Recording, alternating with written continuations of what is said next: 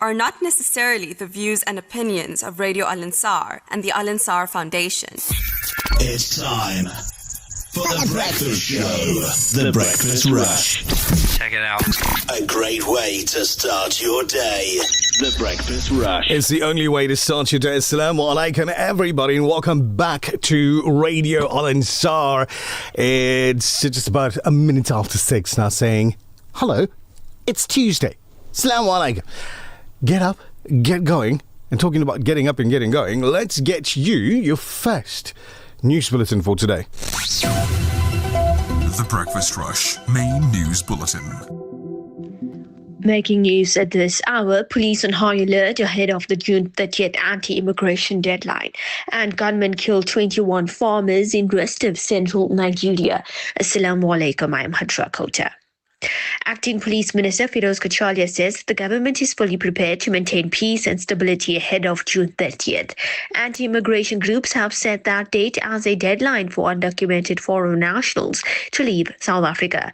Addressing the media after a security meeting with Defence Minister Ahmed Sheikha and the National Joint Operational and Intelligence Structure on Tuesday, Kachalia says that police have intensified operational readiness across all provinces with increased deployments to protect communities and critical infrastructure. The Electoral Commission says that this past weekend's voter registration drive brought in 2.1 million registration transactions. KZN led the country, recording more than 691,000 registrations. The province accounted for 23% of all activity nationally, making it the best performing province ahead of the next voter registration weekend on the 1st and 2nd of August. The IC Simon Mabolo says that the national voters' roll has now grown to 28.5 million. The number of pedestrians killed on South African roads has dropped by 13% so far this year. That's according to the Road Traffic Management Corporation. The corporation says that figures show 1,928 pedestrians have died between January and May this year, compared to 2,214 during the same period last year. That's 286 fewer road deaths. Despite the improvement, the RTMC says that pedestrians still account for the largest share of road fatalities, making up 44% of all road deaths. And finally, unidentified gunmen killed at least 21 farmers and wounded several others in a weekend attack in Nigeria's Western Plateau state, authorities and local residents told a news source. Rural areas in central Nigeria see recurring violence between mostly Christian farmers and semi-nomadic Muslim herders, often over dwindling land under pressure from climate change and expanding populations. Weak policing and impunity for killings often spark indiscriminate repulses along communal lines in the religious mixed state. A quick recap of your top stories at this hour. Police on high alert ahead of June 30th anti-immigration deadline. And gunmen killed 21 farmers in western central Nigeria.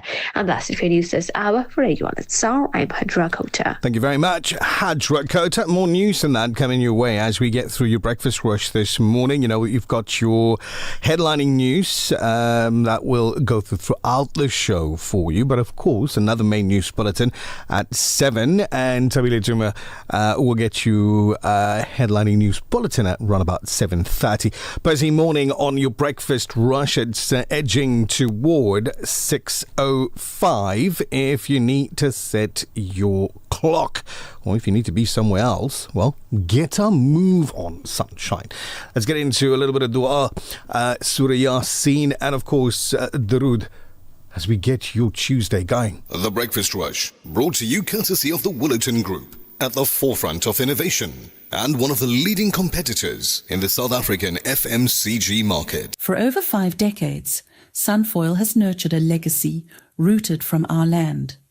From a sunflower seed grown with goodness and love, crafted through excellence, precision and care. Proudly South African and the only 100% pure sunflower oil endorsed as a diamond partner by the Heart and Stroke Foundation. Cook with confidence, serving the best to the people you love from one dish to the next. Sunfoil, the heart of good cooking. This Surah Yasin is brought to you by Murchison Spice, Pietermaritzburg's leading spice and specialty retail store. Listen carefully. Are you ready? The show's about to start. I'm saying, The Breakfast Rush. are you ready? The Breakfast Rush with Nichal Sarawan. Allahu Akbar. Allahu Akbar. Allahu Akbar. سبحان الذي سخر لنا هذا وما كنا له مقرنين وإنا إلى ربنا لمنقلبون اللهم إنا نسألك في سفرنا هذا البر والتقوى ومن العمل ما ترضى اللهم هون علينا سفرنا هذا واطوي عنا بعده اللهم أنت الصاحب في السفر والخليفة في الأهل اللهم إني أعوذ بك من وعثاء السفر وكآبة المنظر وسوء المنقلب في المال والأهل والولد. You are listening to the Breakfast Rush. بسم الله الرحمن الرحيم. ياسين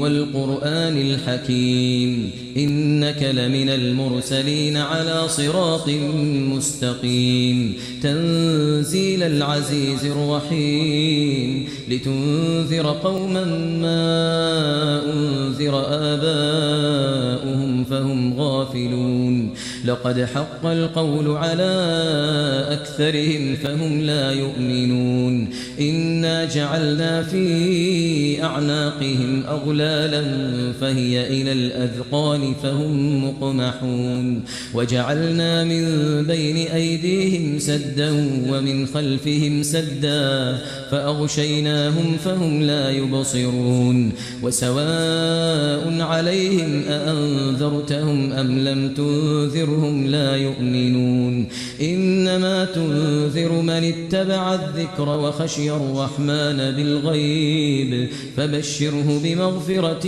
وأجر كريم إنا نحن نحيي الموتى ونكتب ما قدموا وآثارهم وكل شيء أحصيناه في إمام مبين واضرب لهم مثلا أصحاب القرية إذ جاءها المرسلون إذ أرسلنا إليهم اثنين فكذبوهما فعززنا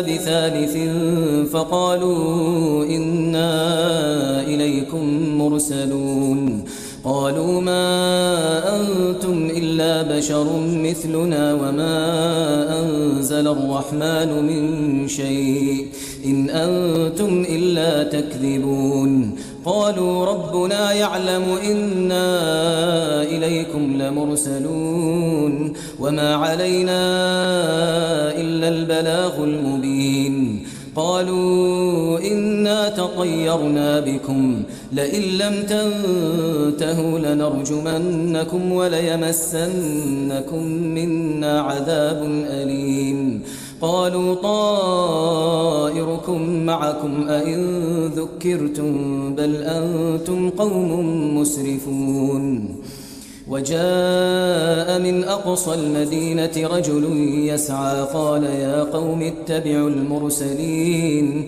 اتبعوا من لا يسألكم أجرا وهم مهتدون وما لي لا أعبد الذي فطرني وإليه ترجعون أأتخذ من دونه آلهة إن يردني الرحمن بضر لا تغن عني شفاعتهم شيئا ولا ينقذون إني إذا لفي ضلال مبين إني آمنت بربكم فاسمعون قيل ادخل الجنة قال يا ليت قومي يعلمون بما غفر لي ربي وجعلني من المكرمين وما أنزلنا على قومه من بعده من جند من السماء وما كنا منزلين إن كانت إلا صيحة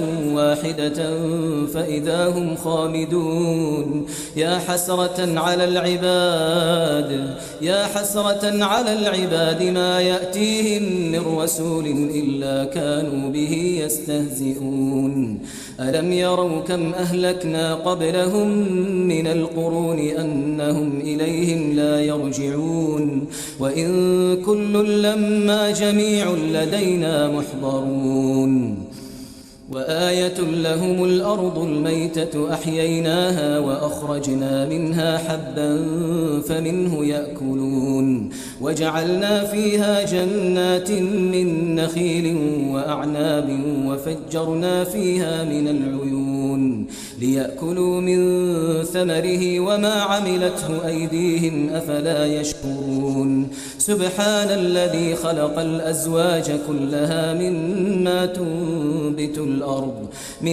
تنبت الأرض ومن أنفسهم ومما لا يعلمون وآية لهم الليل نسلخ منه النهار فإذا هم مظلمون والشمس تجري لمستقر لها ذلك تقدير العزيز العليم والقمر قدرناه منازل حتى عاد كالعرجون القديم لا الشمس ينبغي لها أن تدرك القمر ولا الليل سابق النهار وكل في فلك يسبحون وآية لهم أنا حملنا ذريتهم في الفلك المشحون وخلقنا لهم من مثله ما يركبون وإن نشأ نغرقهم فلا صريخ لهم ولا هم ينقذون إلا رحمة منا ومتاعا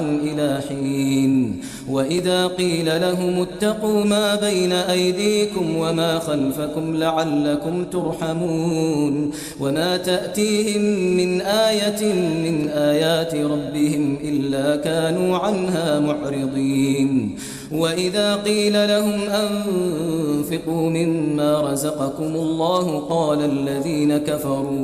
قال الذين كفروا للذين آمنوا أنطعم من لو يشاء الله أطعمه إن أنتم إلا في ضلال مبين ويقولون متى هذا الوعد إن كنتم صادقين ما ينظرون إلا صيحة واحدة تأخذهم وهم يخصمون فلا يستطيعون توصية ولا إلى أهلهم يرجعون ونفخ في الصور فإذا هم من الأجداث إلى ربهم ينسلون قالوا يا ويلنا من بعثنا من مرقدنا هذا ما وعد الرحمن وصدق المرسلون إن كانت إلا صيحة واحدة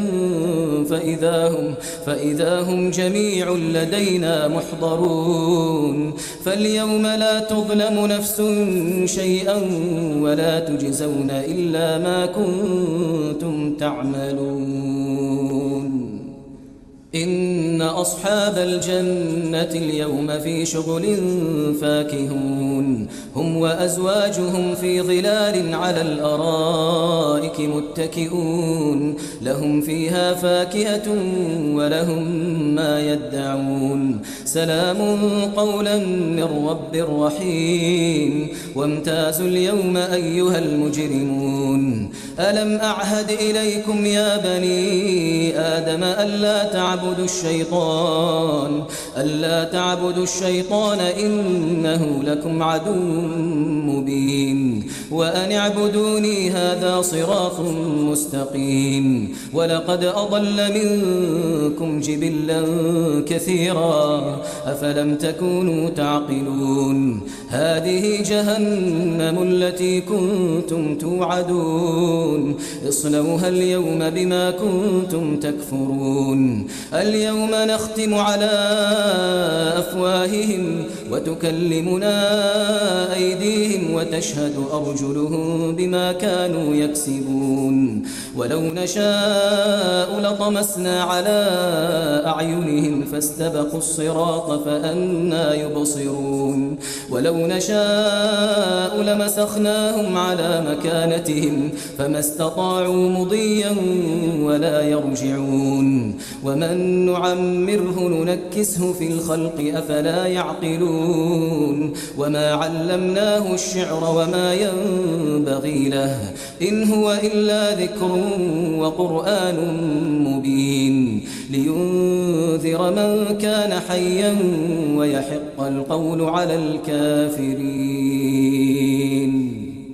أولم يروا أنا خلقنا لهم مما عملت أيدينا أنعاما فهم لها مالكون وذللناها لهم فمنها ركوبهم ومنها يأكلون ولهم فيها منافع ومشارب أفلا يشكرون واتخذوا من دون الله آلهة لعلهم ينصرون لا يستطيعون نصرهم وهم لهم جند محضرون فلا يحزنك قولهم إنا نعلم ما يسرون وما يعلنون أولم ير الإنسان أنا خلقناه من نطفة فإذا هو خصيم مبين وضرب لنا مثلا ونسي خلقه قال من يحيي العظام وهي رميم قل يحييها الذي أنشأها أول مرة وهو بكل خلق عليم الذي جعل لكم من الشجر الأخضر نارا فإذا أنتم منه توقدون أوليس الذي خلق السماوات والأرض بقادر على أن يخلق مثلهم بلى وهو الخلاق العليم إنما أمره إذا أراد شيئا أن يقول له كن فيكون فسبحان الذي بيده ملكوت كل شيء وإليه ترجعون صدق الله العظيم. You are listening to the Breakfast Rush. اللهم رحمتك أرجو فلا تكلني إلى نفسي طرفة عيني وأصلح لي شأني كله. اللهم لا إله إلا أنت لا إله إلا أنت وحدك لا شريك لك. اللهم رحمتك أرجو فلا تكلني إلى نفسي طرفة عيني وأصلح لي شأني كله.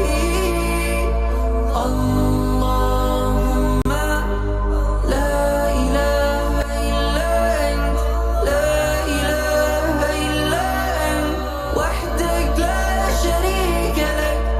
اللهم رحمتك أرجو فلا تكلني إلى نفسي طرفة عيني وأصلح لي شأني كله.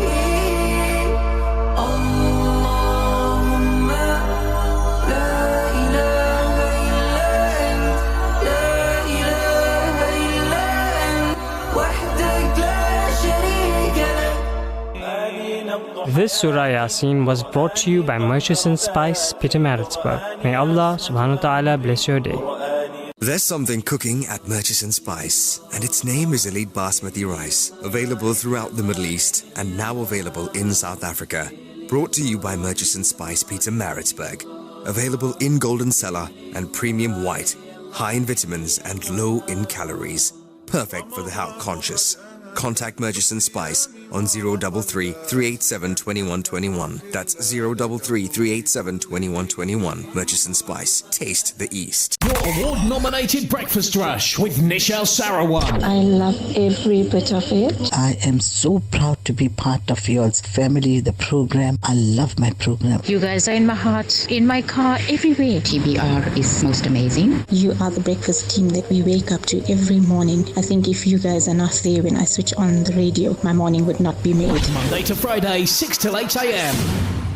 The Breakfast Rush, brought to you courtesy of the Willerton Group, at the forefront of innovation and one of the leading competitors in the South African FMCG market. For over 5 decades, Sunfoil has nurtured a legacy rooted from our land. From a sunflower seed grown with goodness and love, crafted through excellence, precision, and care. Proudly South African, and the only 100% pure sunflower oil endorsed as a diamond partner by the Heart and Stroke Foundation. Cook with confidence, serving the best to the people you love, from one dish to the next. Sunfoil, the heart of good cooking. At Radio Al Ansar, we value your feedback. If you have a broadcasting-related complaint, please send it in writing to the head of the Complaints Committee. Be sure to include your full name, contact details, a clear explanation of the complaint, and any supporting documents. You can email your complaint to feedback@alansar.org.za. That's feedback@alansar.org.za. Or visit our administrative office at 207 West Road, Overport, Durban. Your voice matters to us. In South Africa, countless numbers of sick patients leave their homes at the crack of dawn to join long queues at clinics and public hospitals, many of them suffering pangs of hunger in addition to the symptoms of disease. The Al Imdad Foundation's Slice for Life teams deliver sandwiches to these patients at more than 40 hospitals and clinics across the country. Help us to keep on relieving hunger. Donate online at alimdad.com or call 0861 786 243 for more information. The Breakfast Rush, brought to you courtesy of the Willerton Group, at the forefront of innovation and one of the leading competitors in the South African FMCG market. Inspiration for the Ummah, your morning nasiha. The Prophet ﷺ informed us in a hadith. He said, أَحَبُّ الْأَعْمَالِ إِلَى اللَّهِ أَدْوَامُهَا وَإِنْ قَلَّ. The most beloved deeds in the sight of Allah is that which is most consistent, even if it is a small amount. This hadith is a very powerful hadith to help us be firm and strong and be upright. And being upright and being consistent in doing good deeds is so important that a companion came to the Prophet ﷺ and he said to him, O Messenger of Allah, tell me something in Islam that no one else can advise me about. Meaning, tell me something important that only you would be able to give. So this is a very important advice, and it's an advice that, if put to practice, will benefit us in this life and the hereafter. And you know, the Prophet ﷺ was given what was called Jawami al-Kalim. Jawami al-Kalim meaning he was given the eloquence of precise and concise speech, meaning concise and precise but with vast meaning and vast benefits. Few words, yet these words are words that should be written with gold, because they are so beneficial if you were to reflect upon them. And so the Prophet ﷺ said to this companion, he said, قُلْ آمَنْتُ بِاللَّهِ ثُمَّ اسْتَقِمْ. Say, I believe in Allah, and then have al-istiqamah. Al-istiqamah is being upright and consistently upright. But we know that our iman goes up and down. And the Prophet ﷺ mentioned it also. He said, إِنَّ لِكُلِّ عَمَلٍ شِرَّةٍ. Indeed, every deed that we do has its high points, and there are times in which we're motivated. Like you have a lot of energy, full of energy to do some of these deeds. وَإِنَّ لِكُلِّ شِرَّةٍ فَتْرَةٍ. But every single point of motivation that you have, that zeal that you may have, also has a down point, a low point, where it doesn't stay, your motivation doesn't stay that way, and it goes back down. And he said, whoever's low point, still within my sunnah, meaning you don't crash, you go down, but there's a limit. And if you don't crash, and a low point, fatrah means just a low point, like a downtime. And whoever's downtime and low point is still within the sunnah, then he will be successful. And so that's why it's very important for us to be consistent in our deeds. But how can we be consistent? Consistency is the key, even if it's a small amount. If we're consistent with our deeds, and how can we be consistent with our deeds? We have to understand that when we make a commitment, do not commit yourself to something you're not going to be able to be consistent with. Try to set a minimum requirement that you will do for the rest of your life, that you can do every day, even on the busiest day in your life. Consistency in recitation of the Quran, in giving sadaqah, consistency in visiting the sick, consistency in fasting, in charity, and in everything that we do. Well, the key is what the Prophet ﷺ said. أَحَبُّ الْأَعْمَالِ إِلَى اللَّهِ أَدْوَمُهَا وَإِنْ قَلَّ. The most beloved deeds in the sight of Allah are that which is most consistent, even if it is just a small amount. TBR, it says Tuesday morning, the 23rd day of June. Kick it, spit it out, Nichal. Come on. Right. 23rd day of June 2026. Assalamu alaikum, Nazmeera Cassim. How are you? Wa alaikum salam wa rahmatullahi wa barakatuhu. Cold, but alhamdulillah, it is the 7th of Muharram 1448. How are you? Oh, good. Oh, good. I'm like a worm. I found this jacket like... It's lovely. I can't remember where it used to be, but yeah, there it is now. Anyway, 28 minutes after 6, if you're watching the clock, as the 30th of June deadline set out by anti-immigration groups approaches Kopanang, Africa against xenophobia has raised serious concerns about the treatment of displaced foreign nationals. We'll be speaking with the organization a little bit later on the show.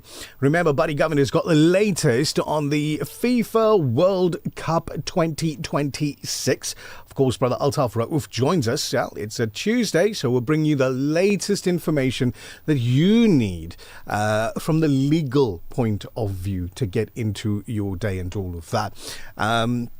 Closer to 6:30, we get into a little bit of traffic for you. Now, reminding you as well that you're our eyes and ears on the roads. So keep an eye on it for us and let us know if there's something that we need to share with everybody else. And we'll be glad to do exactly that. I see YouTube. The comments are already coming through. So let's pop it up onto the screen. And says, Assalamu alaikum to you, Shaida, on YouTube, sending a message to the team. It's on screen right now, so go read it. Go read it there, right there. There you go. Read it right there. She says, salams to the TBR team. Have a Mubarak day. Lots of dua. Peace in the world, not forgetting our people in Palestine, in Gaza. You can do that. Send your message and we'll put it right there on screen for you.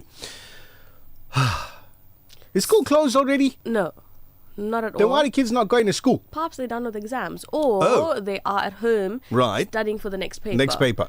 Obviously, it depends on what grade you're in and also which school that you go to. Those are high school kids. Some kids, primary as well, they finish earlier because they have what you call exam sessions. You have either session 1 where you write one paper, or a double session where you write a paper in the morning and a paper in the evening. Then you go home to study for your next paper. I remember when I was at school, you go to school, it's a normal school day. Whether you're in exams or not, it's just a normal school day. You go in the morning, you still get your lunch break and your tea break where it's supposed to be. You write your papers in those sessions. And then you carry on with the day at school. So you still have subjects?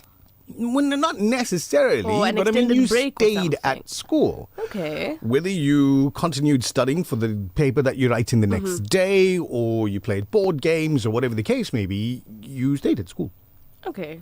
I don't have any recollection of that. Well, in high school, we would go home You go to school when you write, or you have this, like you said, sometimes a 3-hour break in between the two papers. But if you're not writing, then you don't go. I think a long time ago, teachers in schools and what have you realized that when you give high school people 3 hours to play with in the middle of the day, somebody's going to be getting up to some musty. And also, reports need to, go out. There's a ton of admin to do during this time of year, No which is shame. why my eyes are the way they are. We feel so bad for the teachers who get 4 holidays a year. Do admin at home. Traffic now.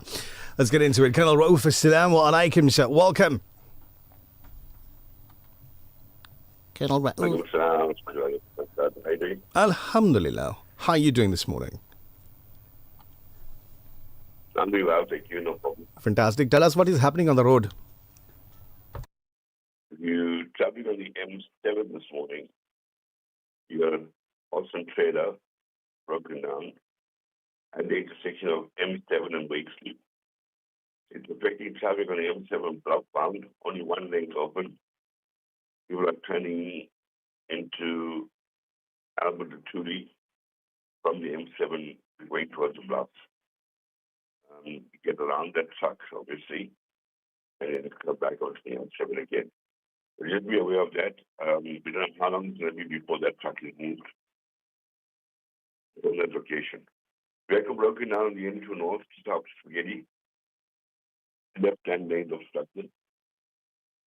So there will be delays due to the roadworks that's taking place as well. More later. Misty conditions in the upper highway area this morning. Just be aware of that. Make sure you just have your headlights on and drive safely. Slow-moving traffic on the N2 already as you're approaching Spaghetti Junction. Stationary vehicle on the N2 North. Just after the NC, there's another one getting now. The first one was before Spaghetti.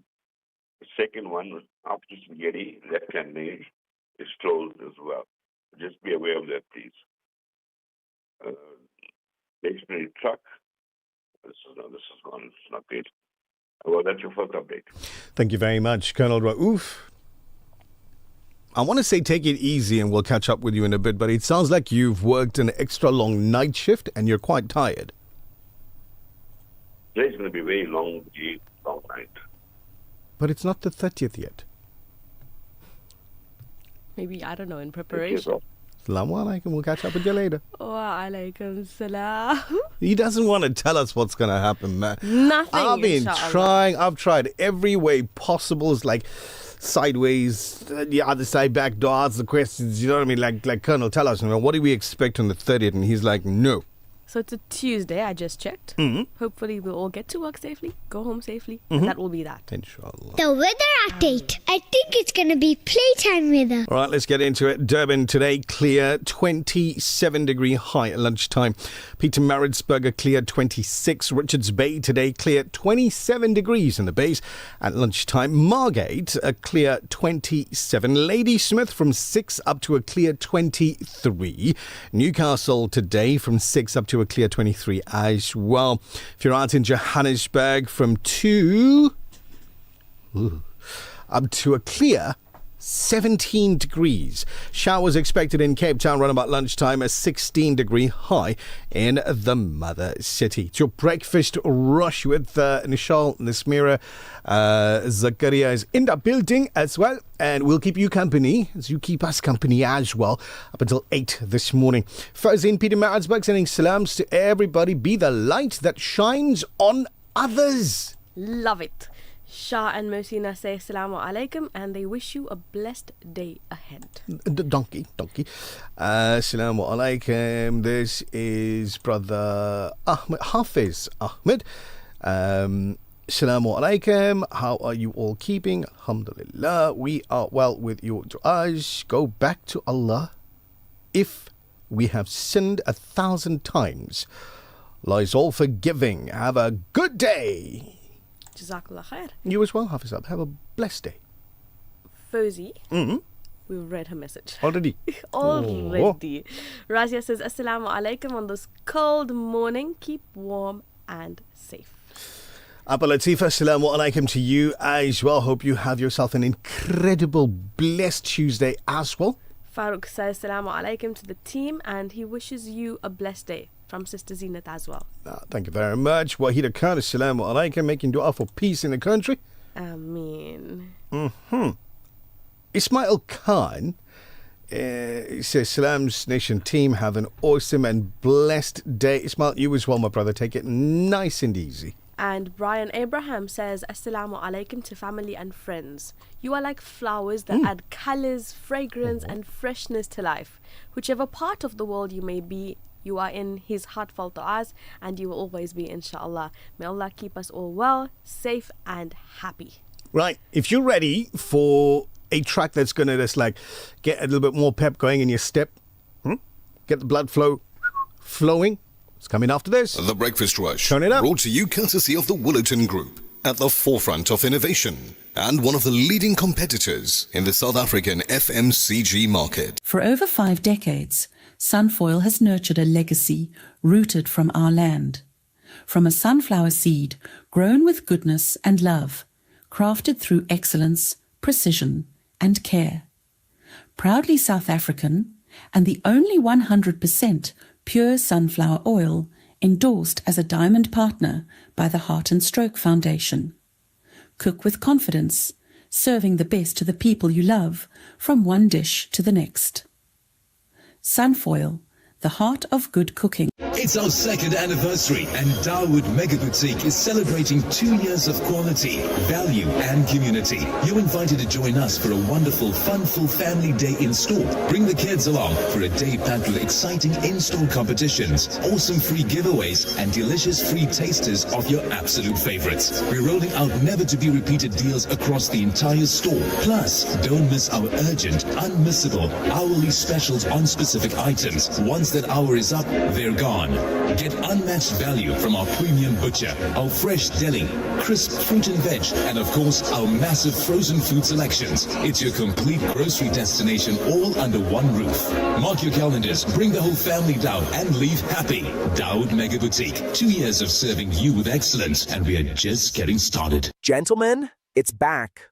The legendary Opanankan anti-stress shoe has returned to Brasilia and Designer Shoe Outlet. Handcrafted in Brazil from ultra-soft premium leather, anti-stress comfort, diabetic-friendly. Built for real, everyday wear. Tried, tested, and trusted by men, from the workday to weekends. Back in limited quantities. Available at Brasilia Pavilion, Midlands Mall, Westtown Square, and Designer Shoe Outlet Westwood and South Coast Mall. Opanankan Anti-Stress.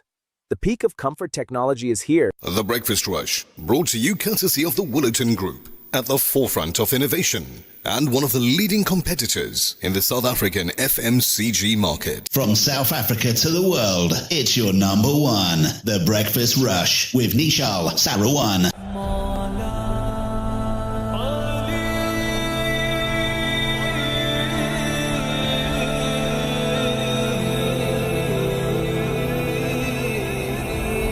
साकिए बा वफा मनम गम हमदम अली अली सूफिए बा सफा मनम गम हमदम अली अली आशिक मुर्तजा मनम गम हमदम अली अली मुतेरी बे खुश नवा मनम गम हमदम अली अली अली अली अली अली अली मौला अली अली अली अली अली अली मौला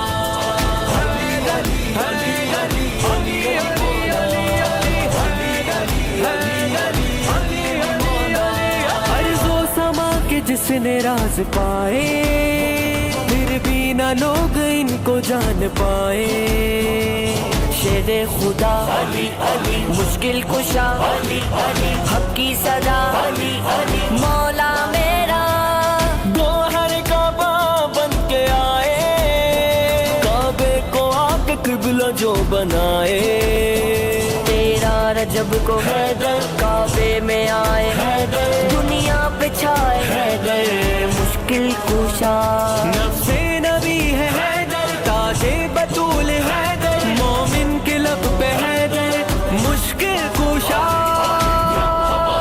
अली अली अली अली अली मौला Ali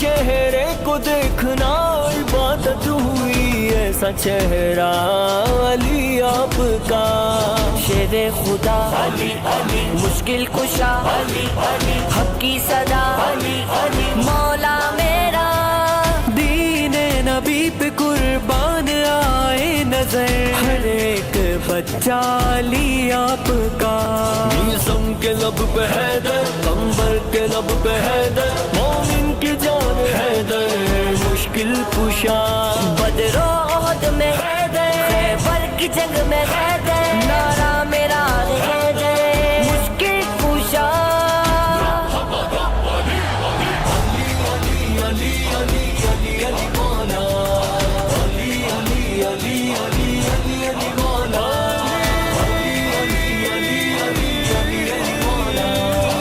علی علی علی علی علی علی مولا صفا توئی یوسف مہن کا توئی آدم با صفا توئی یوسف مہن کا توئی خضر رہ خدا توئی خضر رہ خدا توئی دم ہمارا دم ہمارا علی علی علی علی علی یہ جنید کیا فضائل سنائے مولا علی ہے کیا تمہیں بتائے شیر خدا علی علی مشکل کشا علی علی حق کی صدا علی علی مولا میرا دوش نبی پہ حیدر گود نبی میں حیدر ہجرت کی شب میں حیدر مشکل کشا شہباز کا ہے حیدر غوث الورا کا حیدر خواجہ پیا کا حیدر مشکل کشا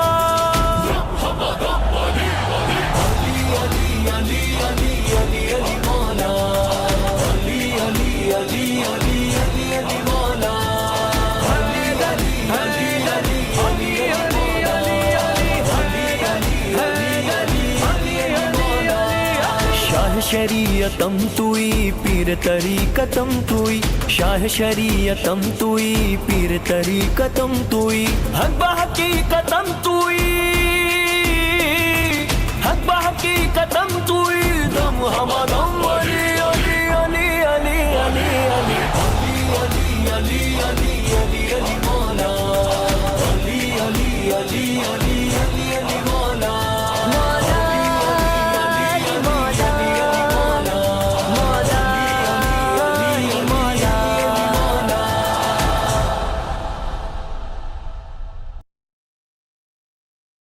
TBR, it is 90.4 FM in Durban, 105.6 FM in Pietermaritzburg. If you've just woken up and switched on your radio sets, assalamu alaikum to you and a welcome on in on YouTube and on Facebook as well. Great to have you along for the journey this morning. Now, in your headlining news, we'll grab a quick look at what's been happening in around here, South Africa, at least one spot around the world as well.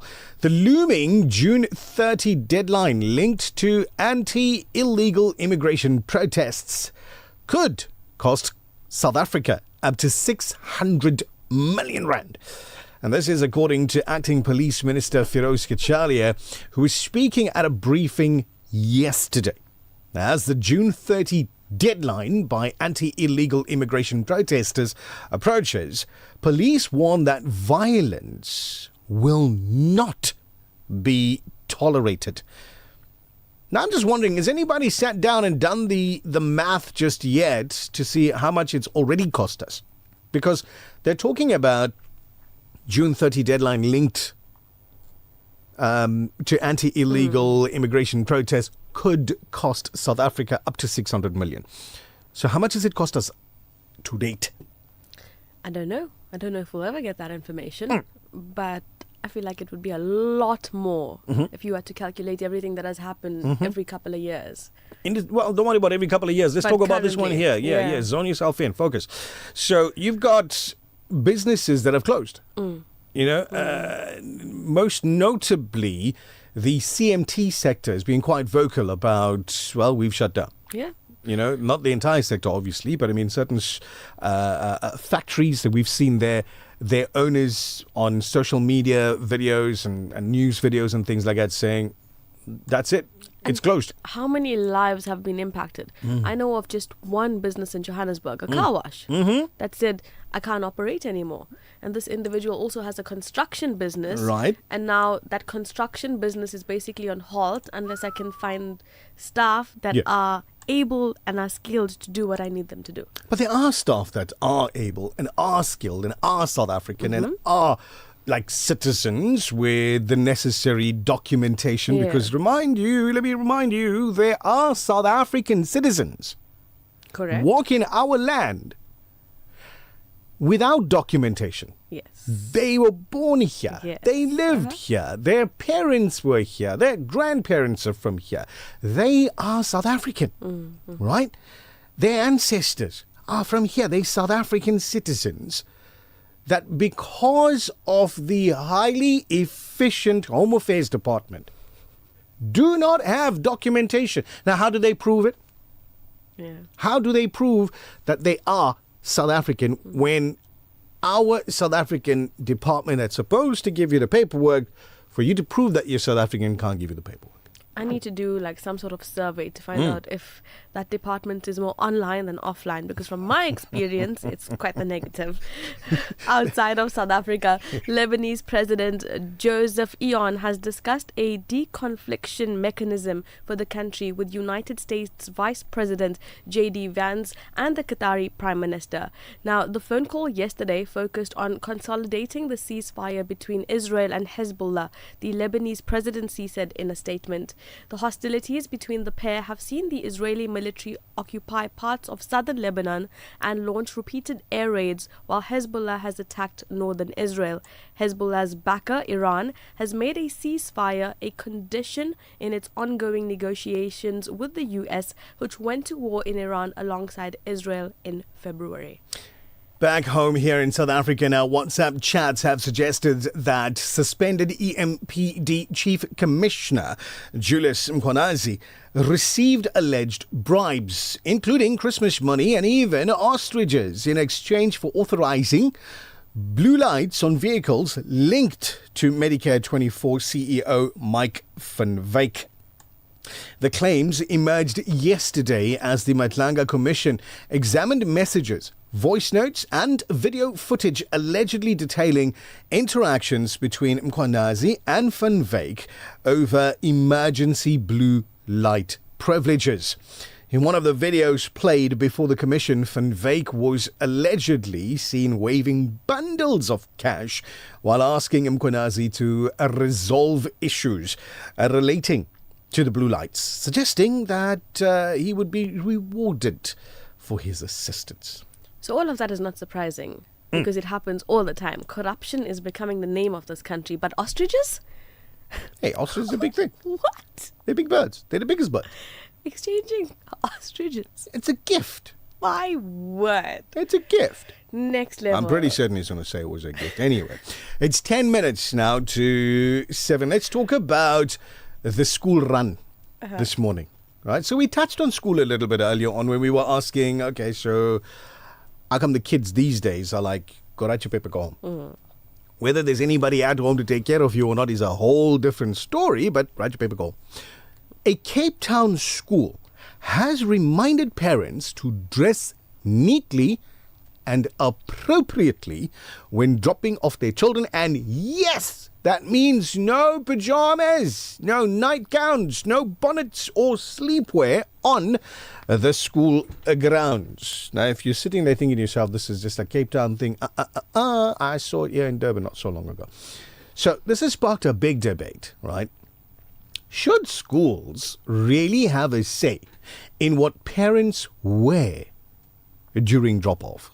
Or is the only thing that truly matters getting the kids to school safely and on time? So, KZN mums and dads, you guys be honest with us now, right? Have you ever done the school run in your PJs, slippers, a bonnet, a gown, or maybe all of the above, right? Have you ever done the school run in that way? Maybe you overslept and had to rush out the house with zero time to change, right? Maybe the car was running late, lunch boxes weren't packed, someone couldn't find a shoe, and you just had to go We want to hear from you. What's your honest reaction when you see someone outside in full pajamas, full sleepwear? Do you judge them? Do you mind your own business? Or do you completely understand because parenting in the morning is done in survival mode? Send us your WhatsApps, your voice notes on 0609041056. That's like a code of conduct for parents. Some schools actually do have that. Don't lie. Yeah, code of conduct for parents. Well, there's like a paragraph or two that's included in this, the student's code of conduct. If it's in conjunction with something that has to do with the school for your child, yeah. But like this, like over 80% of the parents, unless you have kids in like grade RR, foundation phase, you generally sit in your car. Yeah, drop them off, you drive off. You don't get off the car. In most cases. Yeah, in most cases. I suppose this one would be with, like, if you live in the area and you're walking your kids to school, obviously foundation phase, primary school, right? You walking your kids to school and you are doing that because you want them to get there safely. And listen, kidnapping is a real thing. Correct. All right? Kids wandering away to somewhere else is also a real thing. Yeah. But maybe that's the reason. Like you're in your area, and you're walking them to school. So, but like you just throw a gun on outside the school, right? You generally there's a gate. The child enters the gate. Yeah, khalas, it's over. You're not entering the school. You're not going to parade the school. You must remember we're not living in a society that is covered in a bubble. We're not. Even here in Overport, where the majority of the population is Muslim, not everybody is, right? And you see some weird stuff. Weird. But I was at the store a couple of days ago. It was like Saturday. And this must have been around about 10 or 11 a.m. Yeah. The sun was up. It was daytime. Sleepy time ended a long time ago. And I get out the car, we're going in, and there's auntie, not girl, auntie, walking out in a full onesie, zipped up in alles. So cute. But excuse you? So cute. Excuse you. Like a teddy bear, fully covered, so that's okay. No, I'm like, this one is probably somebody's grandmother. So who? Do you know what I mean? Kids are having kids at very young ages. So this one's probably somebody's grandmother. And I need to see this. I know what to do now if I want to challenge you. You can't even lower your gaze. You can't, because that onesie goes all the way down. We're going to put you in a onesie. No way. The kids tried it. No, the kids tried it. It doesn't work. They got every size, clearly. What is regarded as sleepwear today? According to this brother, right? This is his question. He says, what is regarded as sleepwear today? Some people sleep with shorts and some with a track band. So what exactly is sleepwear? That's a good question. Whatever floats your boat. Right. Whatever you're comfortable with wearing. Anonymous, salams. Well, for me, I would completely understand if I had to see another parent in PJs because I experienced the morning rush. Yeah. But, I would never, because I have that fear in case I get stuck with my vehicle and I need help. I don't want to be in my PJs and ugly slippers and a bonnet on my head. Wait, look, forgive me, but I have to ask. Zakaria, grab a microphone, Sunshine. I think I need to ask you this question before I ask Nazmeera. So I want to make sure I'm not alone in my ignorance, basically. That's what I'm doing. Zakaria, assalamu alaikum. Alaikum salam. What is a bonnet? It's that cap that women wear when they go to sleep. It looks like a shower cap. Like a shower cap. Really? Yeah. So I am silky. alone in my ignorance. It's silky. Because I thought a bonnet was a thing in the front of the car where the engine went under. No. Same thing, brains the engine and... No? No. Oh, you know what a shower cap is? You've seen that? Yes. Same. I've no need for one, clearly. Same, but different. Hajra says, Nichal, I've seen parents with PJs and slippers, even driving they probably, right? But I feel we as parents should set examples for our children. So teach them how to behave in public. Okay. Yeah, true story. Nichal, some people work night shift and they wear sleepwear during the day. No stress, they are dressed. At home, in their houses. In the privacy of their home. Yes, I I've agree. seen people wear gowns at any odd hour. During the day, during the night. Right. I don't think there's a time anymore. Specifically at garages. Garages, like you know, 50 rand unleaded. You go in to buy a coffee, bread, whatever you want from the garage. Why are you buying bread at it? Not that I'm saying don't buy bread at a garage. Whatever right? it is, I don't know. At any time of day, I've seen people in pajamas. I can't do it. Absolutely loving it. Razia, thank you very much. So people walk in pajamas in the mall. I've seen it. Yep. Yeah, I've seen it too. They're comfy, man. Shane. They're comfy. Now, who are we to question another person's comfort? We're the Breakfast Rush. I'm questioning it. Send your messages through 0609041056. Would you actually do that? Would you go out in your PJs and drop your kid off at school? Leave everything else out, right? How's about the kid's embarrassment? Like, mommy, no. Wait here. You can see me walking. Like, no, wait here around the corner. Stand behind the tree. Now that's food for thought. Hey? Like the kids teasing them throughout the entire day. The Breakfast Rush, brought to you courtesy of the Woolerton Group, at the forefront of innovation and one of the leading competitors in the South African FMCG market. For over 5 decades, Sunfoil has nurtured a legacy rooted from our land. From a sunflower seed grown with goodness and love, crafted through excellence, precision, and care. Proudly South African, and the only 100% pure sunflower oil endorsed as a diamond partner by the Heart and Stroke Foundation. Cook with confidence, serving the best to the people you love, from one dish to the next. Sunfoil, the heart of good cooking. Discover elegance, comfort and modesty at Al-Ansar Shop. Browse our beautiful collection of abayas, scarves, hijabs, kurtas, jibbas and modest fashion for every occasion. From everyday wear to special events, we have styles to suit the entire family. Visit us today and experience quality, affordability and timeless modest fashion. Al-Ansar Shop. Modesty meets style. Every day's a good day. Did you hear? Your favorite 24-hour dentist has moved? Crown Dental Studio, offering everything your smile needs, from general to cosmetic dentistry. Female practitioner now available upon request. Call us on 081-207-8621 to schedule your next appointment. Or visit our new studio at 26 McCuton Avenue, Durban North. Crown Dental Studio, your 24-hour dentist.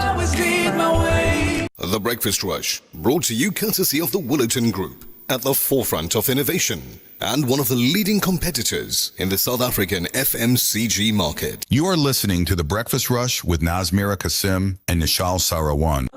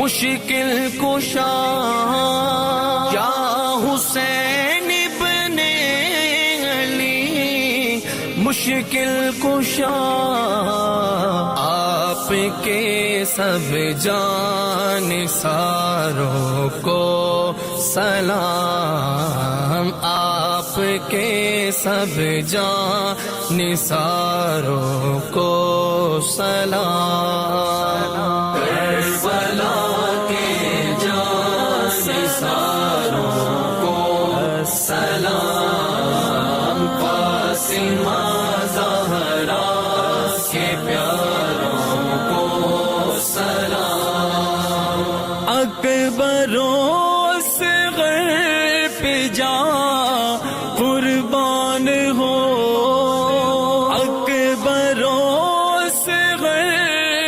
जान कुर्बान हो मेरे दिल के ताजदारों को सलाम मेरे दिल के ताजदारों को The Breakfast Rush Main News Bulletin. Making news at 7, Home Affairs Minister Dr. Leon Schreiber has underscored the complexity and scale of the ongoing repatriation operation for undocumented Malawian nationals in Durban, calling it a balance between enforcing immigration laws and upholding human dignity. Good morning, I'm Thabile Duma.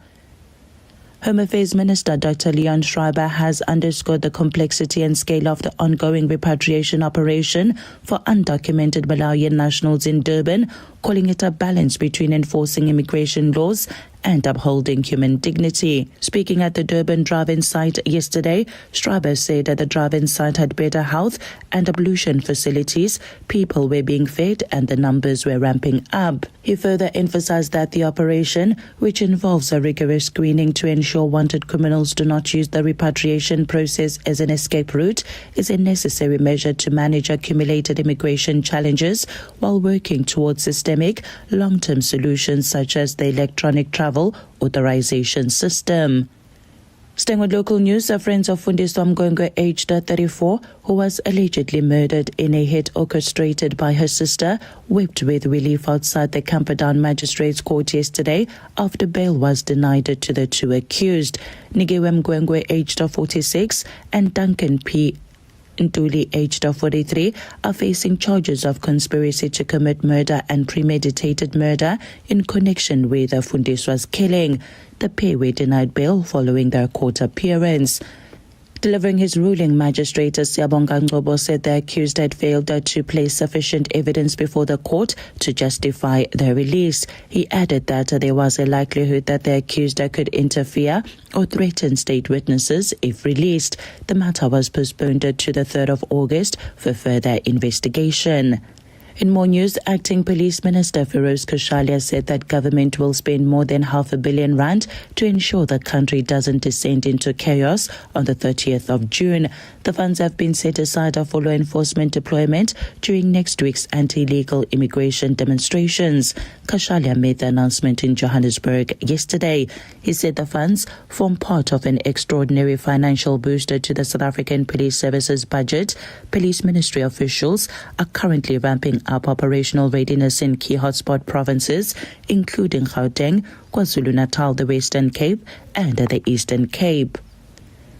The Electoral Commission of South Africa said that the citizens turned out in large numbers during the voter registration weekend, resulting in significant growth in national voters' roll and a notable increase in youth participation.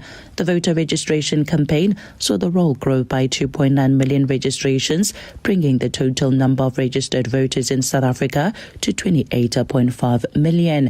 The IEC said the latest figures demonstrate a continued growth in voter participation and suggest increasing public interest in the upcoming 2026 local government elections.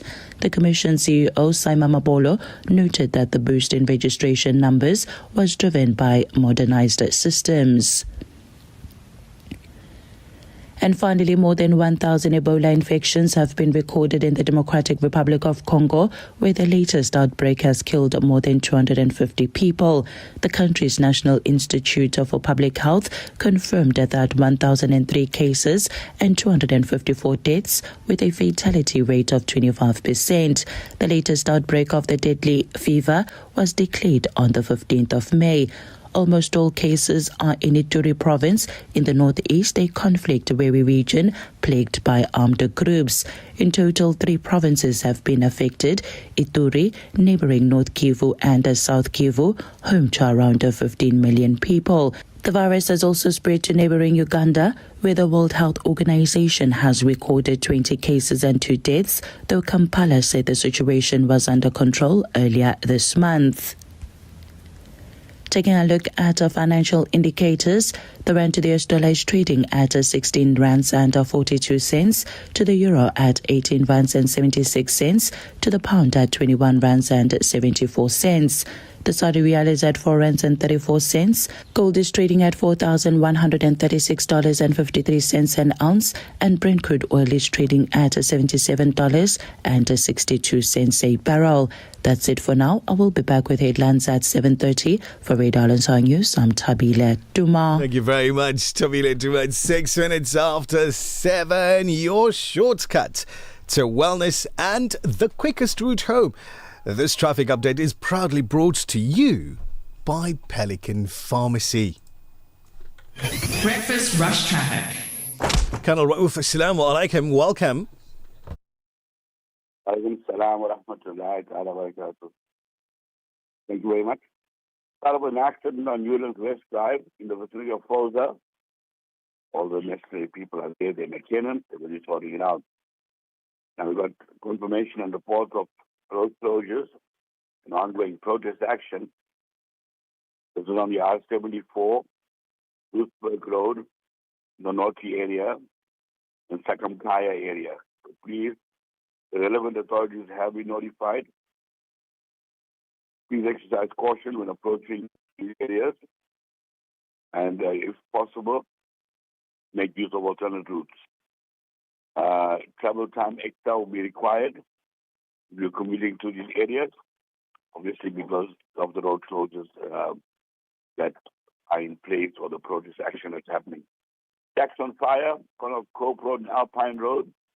The authorities have been notified, so there will be some sort of obstruction on Cope Road and possibly on Alpine Road as well. M7 is backed up all the way to Darwood Road Bridge eastbound. This is due to that truck broken down we spoke about earlier on. Also, the westbound carriageway traffic is affected as well. So please try and avoid the M7 this morning as far as possible because of all the traffic that's going to be going through there and very, very slow moving as well. Accident on Queen Nandi Drive, so it's on Queen Nandi near the engine garage. It's like a truck and a car involved in this one. So there's going to be delays in that vicinity as well. Please allow for extra traveling time. That's your second update. Thank you very much, Colonel Rauf. Much appreciated. You take it nice and easy, and sounds like you're getting a bit of rest in between. So excellent. We'll catch up with you around about 7:30 or so. Salam. There you go. Press the wrong button. Anyway, it's 9 minutes after 7 on this Tuesday morning. Remember, traffic on the program is proudly brought to you by Pelican Pharmacy.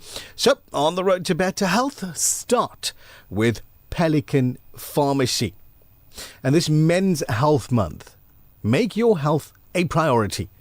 Whether it's a routine checkup, managing a chronic condition, or getting advice on staying well, taking action today can make a difference tomorrow.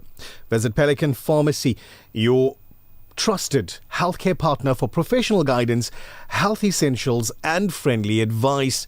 Men's Health Month is the perfect time to invest in yourself. Pelican Pharmacy, supporting healthier men, stronger families, and a healthier community. The traffic report proudly brought to you by Pelican Pharmacy. The Breakfast Rush, brought to you courtesy of the Willerton Group, at the forefront of innovation and one of the leading competitors in the South African FMCG market. For over 5 decades, Sunfoil has nurtured a legacy rooted from our land.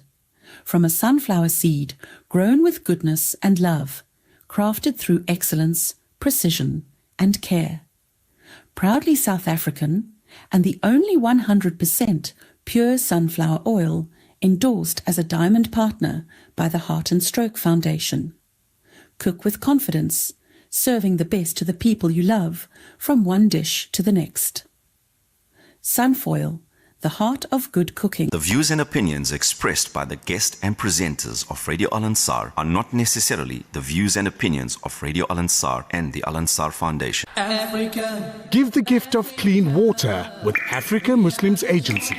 With every water well or borehole you donate, your drop becomes a river, reconnecting communities to nourishment, education, dignity and empowerment. Sponsor a water well for 17,000 Rand in Africa or a borehole for 65,000 Rand in Afghanistan or Africa. Quench the thirst. Reconnect the soul with Africa Muslims Agency. At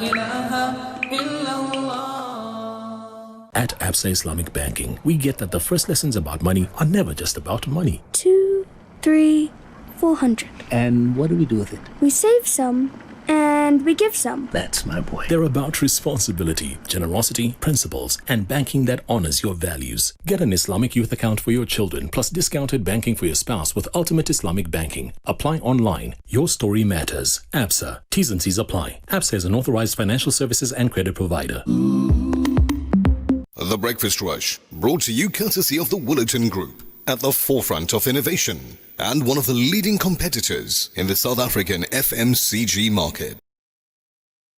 It's your Breakfast Rush at 11 minutes after 7. South Africa is once again facing difficult and deeply troubling conversations around xenophobia, migration and human rights. Over the past few weeks, alarming reports have emerged from parts of KwaZulu-Natal and Johannesburg, where migrants, refugees and asylum seekers have allegedly faced violent attacks, forced removals and displacement. Many, including women, children and elderly people, have reportedly been left stranded without shelter, food or access to basic services, while humanitarian groups warn that the crisis is escalating. Kopanang Africa Against Xenophobia has raised serious concerns about the treatment of displaced foreign nationals, questioning both the growing hostility from communities and the response from government institutions tasked with protecting vulnerable people. Joining us on the program this morning is Attorney Sabai, attorney at Lawyers for Human Rights and part of the coordination team at Kopanang Africa Against Xenophobia. Good morning and welcome to the Breakfast Rush on Radio Al Ansar. Good morning to you and not of your breakfast show. Your statement paints a very disturbing picture of migrants, refugees and asylum seekers being displaced and left in unsafe conditions. Can you please expand more on what you're seeing on the ground? Well, the situation has been there for all to see. I mean, it began with a group of refugees in Durban who gathered first at a Diokram Center. It now is in number of places around KZN, but also we have a similar situation in Durban after the attacks at Mossel Bay. We are seeing number of people being transported from Durban to Johannesburg. I think Newlands yesterday, people were attacked. Number of humanitarian aid workers trying to give food to Malawians who landed in Johannesburg, where I think their government is trying to assemble them from various parts of the country so that those who want to go home, they are able to go home and continue the journey. The community was refusing them, or some people in the community, let me put that way. Mm-hmm. I think it's a Patriotic Alliance councillor mobilizing community around hysteria and making sure that they don't get food and water. I mean, this is the reality where, you know, people are sleeping in pavements, people are now hiding in bushes, they are being chased from their homes like animals. It's just unacceptable. Mm-hmm. It is horrific, and I think it must be condemned in the strongest possible ways. But also there must be a call for accountability on the part of government agencies that should be maintaining order in this situation, protecting the vulnerable, but also the culprits of this vigilantism, of this violence and displacement. Now, many South Africans are frustrated about unemployment, poverty and crime. Some believe foreign nationals are contributing to all of these challenges. How do we address these frustrations without allowing them to fuel xenophobic violence?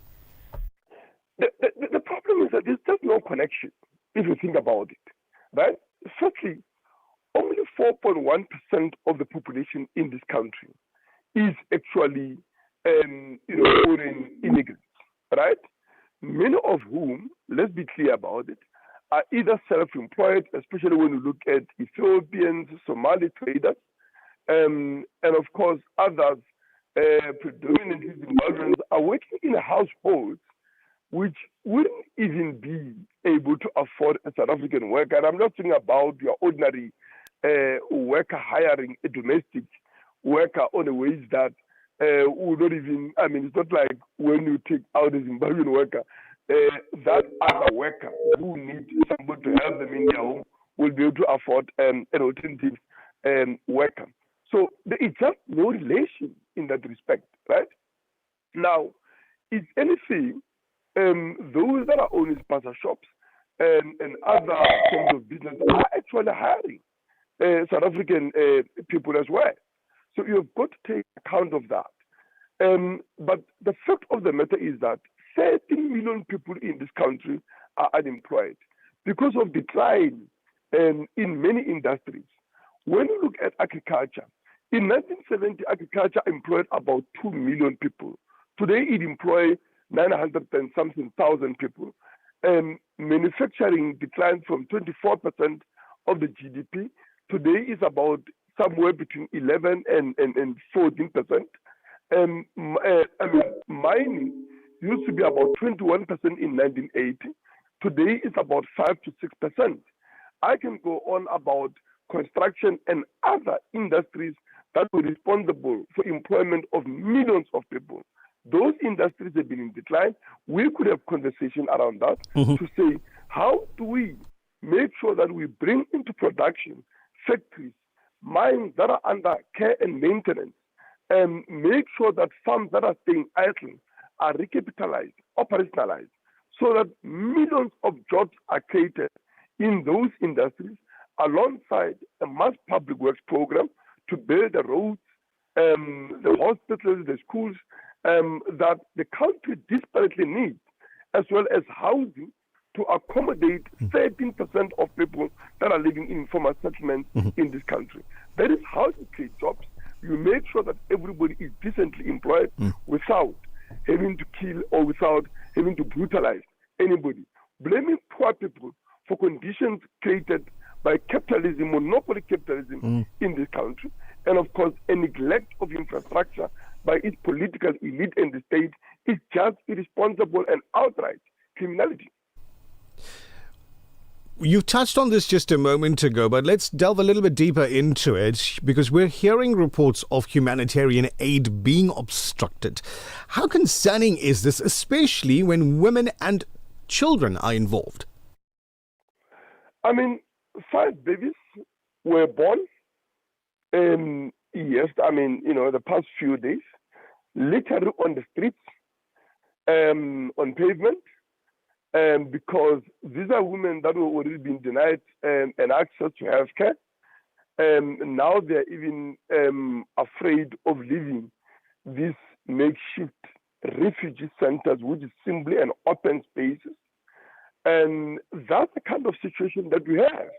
Never mind the fact that increasing number of people are dying.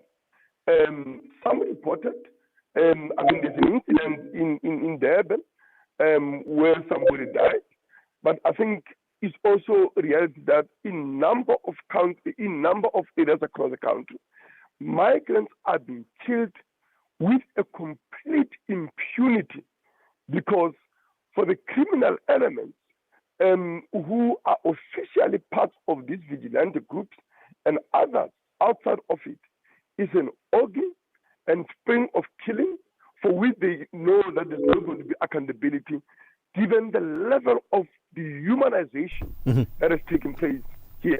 It's almost like it's a season for hunting of animals. As a final question for this morning, what urgent interventions need to happen right now to prevent this humanitarian crisis from worsening? It is very simple, right? People responsible for this violence need to be arrested. Let's be clear about it. We can't dance around this question. They need to be held accountable. The moment we agree in this country that another human being can just be killed simply because they do not share our nationality, we are sliding down a dangerous path. The moment that we think that it's okay that somebody can simply get into someone's business, take what they want, chase them from their home occupied in that particular manner, or assault people on the streets in front of cameras without consequences, we're in a dangerous path. So there must be accountability there.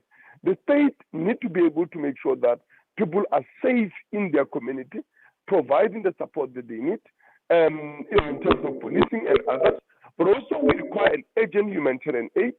We've been calling on the churches, we've been calling on the government itself to make sure that those that are displaced are decently accommodated. More than that, we should have conversation about lack of documentation of millions of people in this country, by the way. Not just migrants, but South Africans. There is about 4 million South Africans that are without documentation. That is because of broken system at Home Affairs. But also, how do we address issues of unemployment, of violence, of criminality, of lack of services, particularly health, education, and healthcare, that have led such level of disparitions that are making poor to turn against the poor, because politicians are weaponizing the genuine frustrations of working class people in this country and scapegoating migrants for the failures of their own systems and disastrous consequences of their policies. I want to thank you for your time this morning and your insights on this subject, and wish you a wonderful day ahead. Same to you. Thank you. So, it's 7:22 this morning, and that was attorney at Lawyers for Human Rights and part of the coordination team at Kopanang Africa Against Xenophobia, making and picking up some very, very important, pertinent points that should lead to wider discussion, bigger questions, bigger questions, and observances that are coming through from our listeners this morning.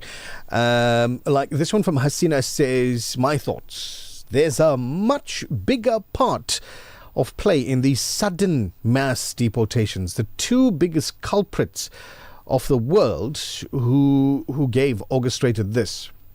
Okay, Hasina, I get the feeling that your phone didn't send through your entire message, but we appreciate you sending it through, nonetheless. Now, there was another message. Yeah, there we go. So, I've just heard on the news that the Deputy Police Minister has set aside R500 million towards the preparation for the anticipated march on the 30th of June. The question is, why? Could he not do the same to fight crime, especially the drug lords who are operating freely in most provinces and suburbs? Great question. Fantastic question. I want to know where the R500 million came from in the first place. Right? Because we always told for everything else that there's no money. Right? Yeah. Budget is low. So maybe, I don't know, maybe it was lying under a sofa somewhere. I'm just saying, I don't know, right? Anonymous, why are they calling it protest action when it's actually civil unrest? Took a big hammer, bah! Nailed it. I always say, and we must never ever come down to that. But what happens in a possible case where we need protection, where we need to travel to countries and we need them to take care of us? What will happen in that case? You get a gentle reminder. Very sad. Gentle reminder. There were people going on and posting on social media, booked my holiday. Was going to go spend 2 weeks in South Africa. Cancelled my holiday. The Breakfast Rush, brought to you courtesy of the Willerton Group, at the forefront of innovation and one of the leading competitors in the South African FMCG market. For over 5 decades, Sunfoil has nurtured a legacy rooted from our land. From a sunflower seed grown with goodness and love, crafted through excellence, precision, and care. Proudly South African, and the only 100% pure sunflower oil endorsed as a diamond partner by the Heart and Stroke Foundation. Cook with confidence, serving the best to the people you love, from one dish to the next.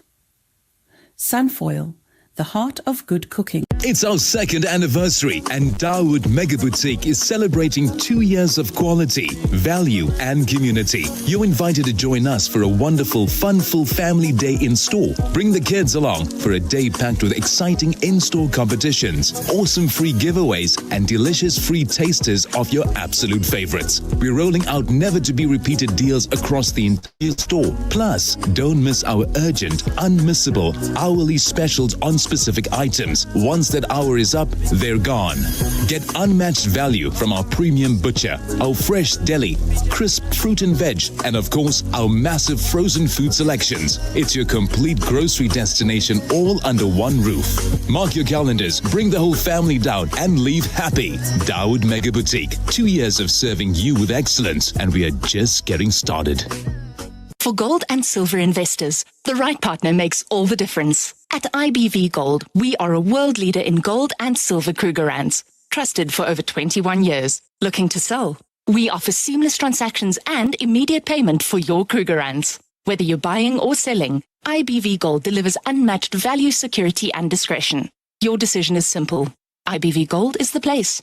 IBV Gold, the most valuable decision you'll make. Visit us at www.ibvgold.co.za. Vodacom Shop. For smartphones, laptops, routers, asset insurance, gaming, IoT, payment platforms, and the latest gadgets to always keeping you in the forefront of innovation and technology. Home and business internet to ensure that you have the best connection. Plug and play home internet to fully installed fiber. Our infrastructure provides a resilient platform for your critical business applications, which will help your business perform best. Vodacom Shop at the Pavilion Superstore 2.0, Westwood Mall, The Bluff, The Workshop Durban, Umlazi Mega City, Bridge City Kwamashu, Brookside Mall PMB, and the Nelson Mandela Square Sandton 2.0. The Breakfast Rush, brought to you courtesy of the Woolerton Group, at the forefront of innovation and one of the leading competitors in the South African FMCG market. Hi, my name is Raya from Dubai and I listen to the Breakfast Rush Radio Al Ansar. Thank you, Raya. Thank you for listening to TBR on Radio Al Ansar. Question comes in from Sister Amina this morning. Says, I trust that you and the listeners are all well. Alhamdulillah. What happened to Ubuntu in South Africa? Even the eThekwini mayor made racist remarks. Amina, thank you very much for pointing that out. It prompted me to ask the question, what is your understanding of Ubuntu? So, let's start with Brother Zakaria. Youngest person in the room, what is your understanding of the word or the term or the phrase, whatever it may be, Ubuntu? I have two understandings. Right. One is an actual operating system. And the other one is... There's an actual operating system called Ubuntu. Yeah. Right, yeah, then. Yeah. And the other one is togetherness, brotherhood, in a nutshell. Yeah. Togetherness and brotherhood. Yeah. So the spirit of Ubuntu, according to you, would be the spirit of togetherness and brotherhood. Mm-hmm. All right, Alsaf. Assalamu alaikum, brother. What is your understanding? Very similar to Zach's understanding. You know, it's this togetherness, this doing things together, collectivism, perhaps the group over the person. Yeah. Caring, sharing. Yeah. Ubuntu is actually something we've canvassed quite extensively, you know, in studying law. I mean, right. We actually do go into the concept of Ubuntu. Mm-hmm.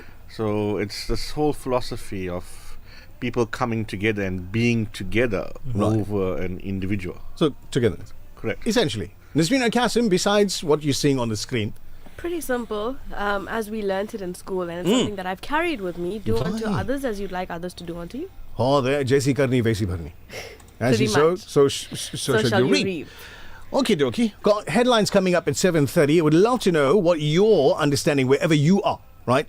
What your understanding of Ubuntu actually is. Imtiaz says Ubuntu does not exist in South Africa. Imtiaz, thank you for your answer. Abdullah says, hey, we're acting like the IDF now. Hajra, my understanding of Ubuntu is unity and togetherness. So people, generally speaking, have the same understanding, similar understanding, togetherness, humanity, etc., etc., etc. So at its root, right, Ubuntu represents interconnectedness, compassion. and the belief that an individual's well-being is deeply tied to the community. Championed globally by leaders like the late Archbishop Desmond Tutu, the late Nelson Mandela. It shifts from me to us. That's the philosophy behind that term, Ubuntu. So primarily refers to an ancient African philosophy meaning humanity to others, or I am because we are. That's beautiful. Eh? If we saw it every day, with the law, with the practices on the streets, yeah, there are very rare circumstances where you see it, where you read of it, where you hear of it, and it's simple, like somebody finding your purse in the trolley and returning it, right? Yeah. Nichal says Ubuntu is taking your colleagues to Ocean Basket when you get your bonus. I want to work where you work, Nichal. I want to do that. Anyway, we'll take you for prawns this year. Only because she knows that I'll only eat one out of the whole basket. I'll chow one and I'll be happy. Thank you very much. I had your bait for today. Does this not constitute to ethnic cleansing and violating international law? I'm going to keep quiet on that one there. Altaf, quick answer, yes or no? Does this not constitute to ethnic cleansing and violating international law? I don't think we've reached that point as yet. Whether we will reach that point remains Inshallah, to be seen. Never. I mean, but I don't think we're there yet. It's handy to have a lawyer in the studio, no? Yeah. There we go. Especially when he's dressed. Yeah, like he's dressed for High Court today. It was 7:32. Let's go figure out what's happening news-wise around the world. We'll get your traffic, sport update, and more. The Breakfast Rush. News headlines. Making news at the bottom of the hour, more than 1,000 early childhood development practitioners are expected to gather outside the Pietermaritzburg High Court today when they apply for the KwaZulu-Natal Education Department's payment of subsidies to be declared unlawful and unconstitutional. Relatives of the Monswami family will once again come face to face with the men accused of brutally killing their loved ones when the matter resumes at the KwaDuguza Magistrates Court today. And finally, Iran's top negotiator Mohammad Baghir Ghalibaf says an agreement has been reached with the U.S. to release $12 billion in frozen Iranian funds.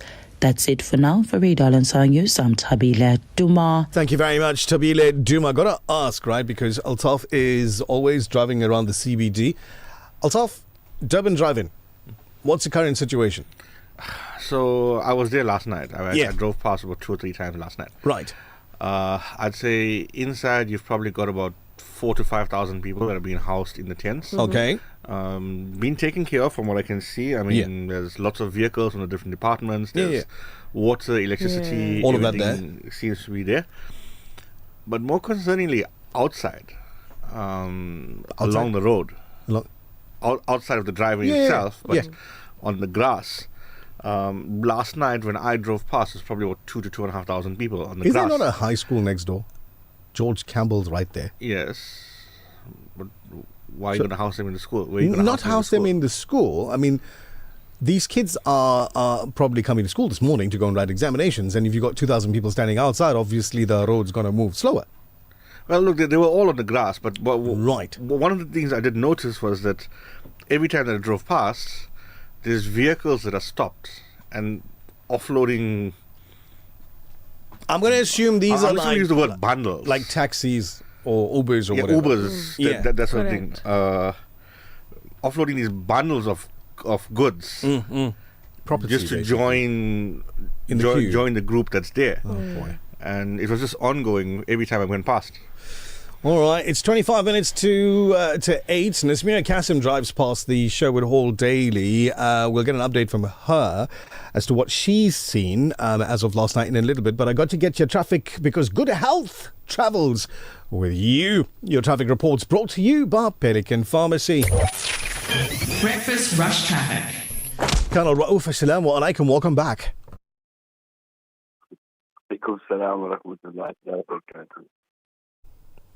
Give it to us. What's happening on the roads? Don't forget about the accident we spoke about earlier on. Pinandi Drive near the Indian garage, almost cleared up. So traffic is still backed up in that vicinity. Stationary vehicle lane to north as you come to the ramp going to the entry. Left-hand lane is closed. Lots of construction work taking place there. That's putting more pressure on the traffic traveling on the M2 northbound. The traffic is backed up all the way towards the M7. Just allow for extra traveling time, please.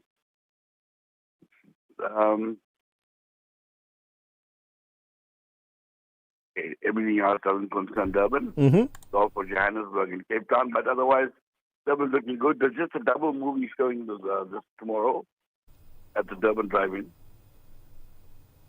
I'm scared to ask. But tell us about it. Give us a synopsis of the plot.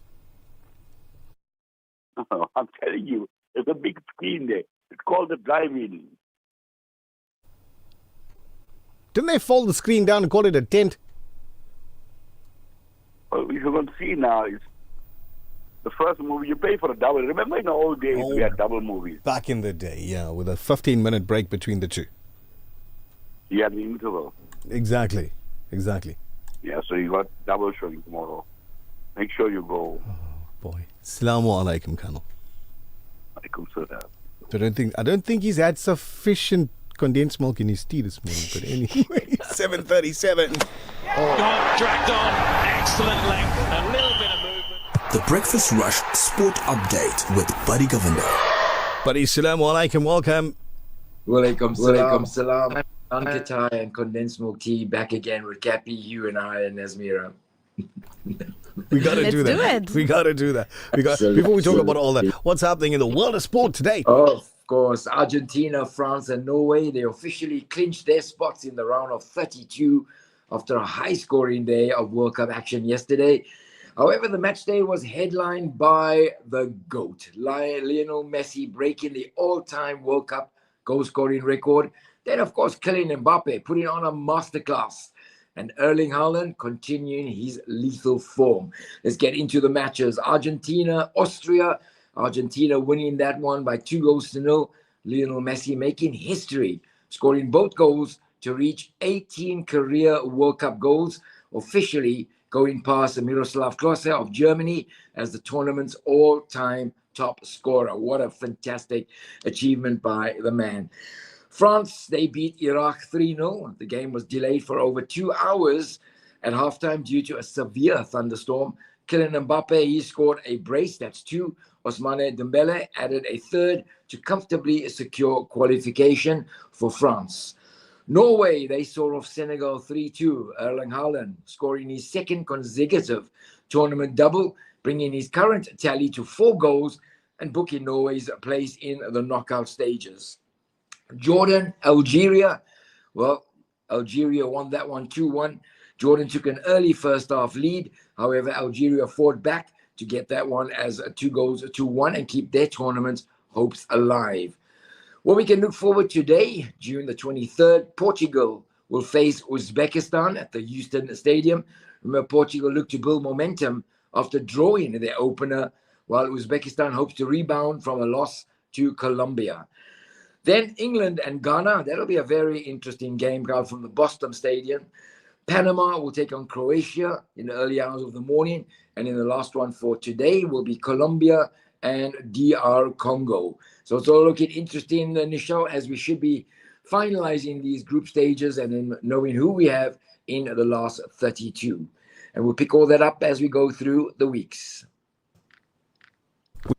We're certainly looking forward to it, buddy. It's getting a little bit nail-biting. As you say, one of the highest scoring match days that we've had so far.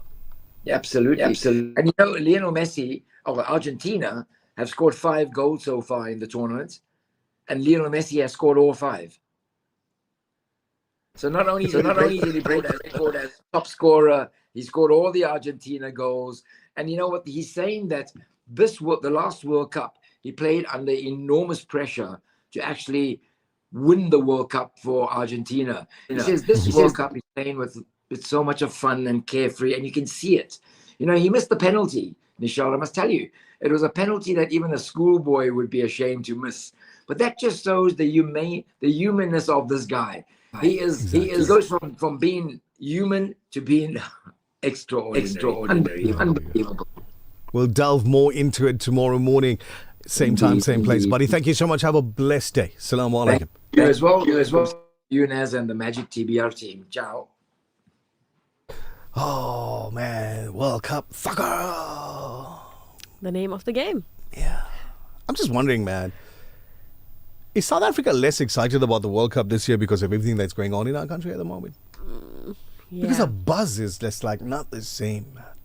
The buzz is not the same. I mean, we've got Bafana who's still got one more game to go. Yes, on Thursday. Yeah? Yeah. Thursday 21st. night, Friday morning, the 25th, or is it Wednesday night, Thursday morning? Against I don't Korea, know. It's like I think. 3 o'clock in the morning, South Korea. Or Korean Republic. There you go. But that buzz is just not there. It's not there. I mean, I was talking with Zach about soccer and he's like, hey, stop it. I don't know anything. And it's like, all of us in selective views are being painted under that same colour, under the same blanket. Yeah. We're not part of this. We don't agree to it.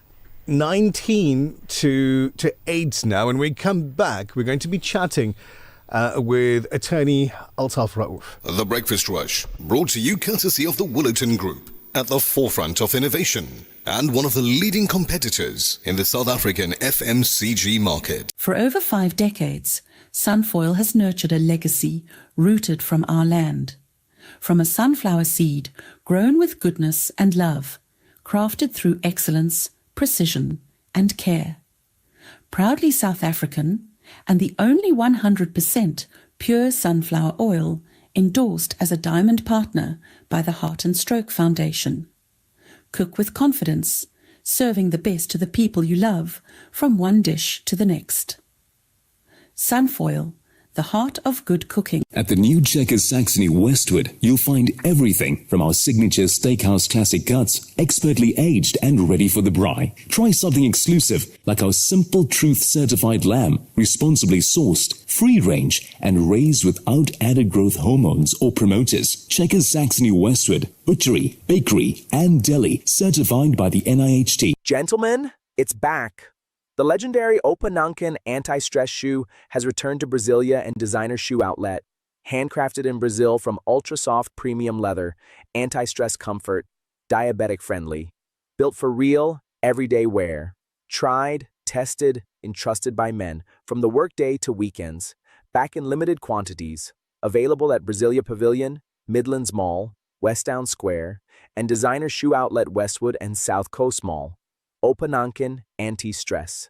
The peak of comfort technology is here. The Breakfast Rush, brought to you courtesy of the Willerton Group, at the forefront of innovation and one of the leading competitors in the South African FMCG market. My name is Rabia Parker. I'm from Western Cape, Cape Town. I'm Colton. I'm from Cape Town. Nakira, Cape Town. My favorite radio station is Radio Al-Ansar. We love the Breakfast Rush. Ali, Shere Khuda, Ali, Mushkil Kusha, Ali, Shere Khuda, Ali, Mushkil Kusha, Shere Khuda, Maula Ali. शेर खुदा मौला अली मुश्किल कुशा हाजत रवा शेर खुदा मौला अली हर गम की है तू भी दवा शेर खुदा मौला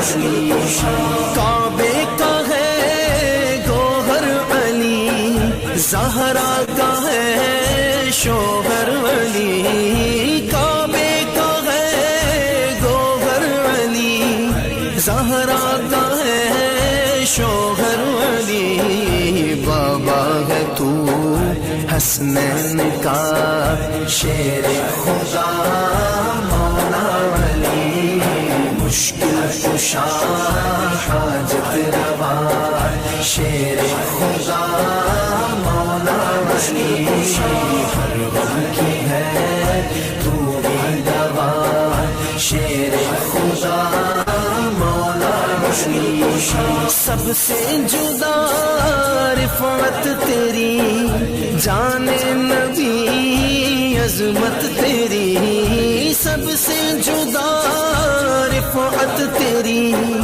जाने नबी अजमत तेरी कोई नहीं तेरे सिवा शेर खुदा मौला अली मुश्किल कुशा हाजत रवा शेर खुदा मौला अली हर गम की है तू भी दवा शेर खुदा मौला अली खुल्दे बरी तेरी गली कहते हैं ये सारे वली खुल्दे बरी तेरी गली कहते हैं ये. Hey, TBR it is as we get up to 7:45 now.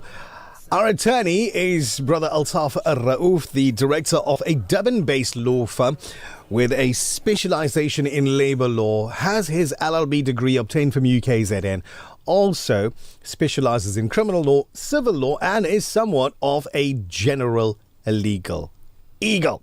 Now, over the last couple of weeks, we've been delving into conversation around topics that will speak to what is going on in the country at the moment. We're not changing our focus. The current hot topic across South Africa is the impending 30 June deadline set by activist groups for foreigners to leave South Africa. Accompanied by these movements is a demand for employment to be provided to locals. Altaf, again, Assalamu alaikum, welcome. Alaikum salam, assalamu alaikum to listeners. We have to ask, is there any obligation for a business to employ from the groups that have started going from door to door demanding employment? So this is certainly perhaps the hottest topic at the moment. Mm-hmm. I mean, everybody's talking about it. And at the same time, it's probably the most controversial, one of the most controversial topics.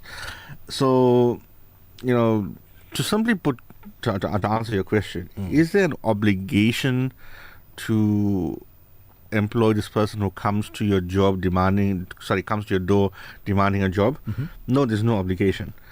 But on the flip side, I mean, you're usually faced with this unruly mob of a couple hundred people. Yes.